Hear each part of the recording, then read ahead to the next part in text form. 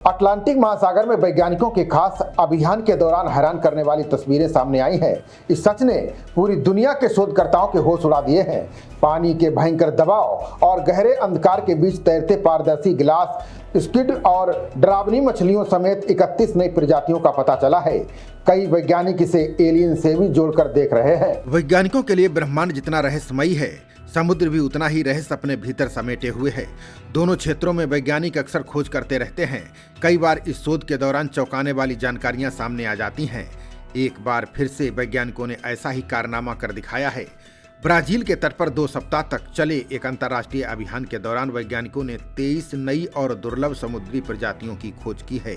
इस अद्भुत खोज में तेजी से तैरने वाला गासामर वर्म, एक डरावनी दिखने वाली मछली और अंतरिक्ष के एलियन जैसे दिखने वाले कई जीव शामिल हैं। यह खोज दक्षिणी अटलांटिक महासागर की रहस्यमयी गहराइयों में की गई है। इन जीवों को लंबे समय से बेहद दुर्लभ माना जा रहा है। नई रिसर्च से पता चला है कि ये दुर्लभ जीव इसलिए माने जा रहे हैं क्योंकि अब तक इन्हें ठीक से खोजा नहीं गया था। इस बार वैज्ञानिकों ने अपने पूरे मिशन को मुख्य रूप से महासागर के मिडवाटर क्षेत्र पर केंद्रित किया था। इसे समुद्र की सतह के नीचे तलहटी के ऊपर का हिस्सा माना जाता है। लगभग 600 से 3300 फीट गहरा ये इलाका पृथ्वी का सबसे कम साझा जाने वाला इकोसिस्टम है।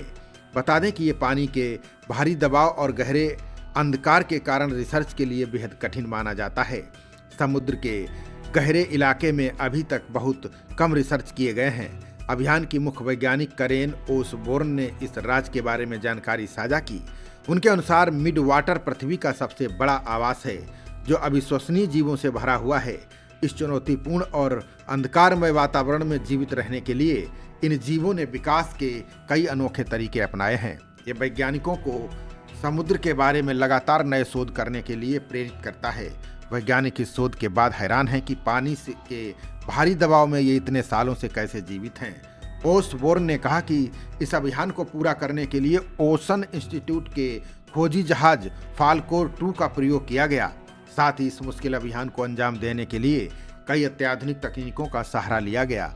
रिसर्च के दौरान सेबेस्टियन नामक अंडर वाटर रोबोट, एक वर्चुअल रियलिटी चैम्बर और पानी के भीतर रोबोटिक उपकरणों के साथ माइक्रोब्स का अध्ययन करने वाली विशेष ग्रेविटी मशीन का इस्तेमाल किया गया। वैज्ञानिकों ने द स्क्विड नाम के एक खास स्पिनिंग व्हील कनफोकल माइक्रोस्कोप की मदद से पहली बार इन गहरे समुद्री जीवों की तस्वीरें लीं। स्टैनफोर्ड यूनिवर्सिटी के बायो इंजीनियर मनु प्रकाश ने भी इस बारे में जानकारी साझा की। उनके अनुसार अत्यधिक दबाव और अंधेरे में रहने वाले जीवों की आंतरिक प्रक्रियाओं को लाइव देखना बेहद रोमांचक रहा। उन्होंने समुद्री विज्ञान के एक नए भविष्य की शुरुआत बताया।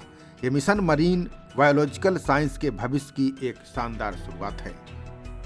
खबरों का सिलसिला जारी रहेगा। देखते रहिए जनप्रवाद। नमस्कार।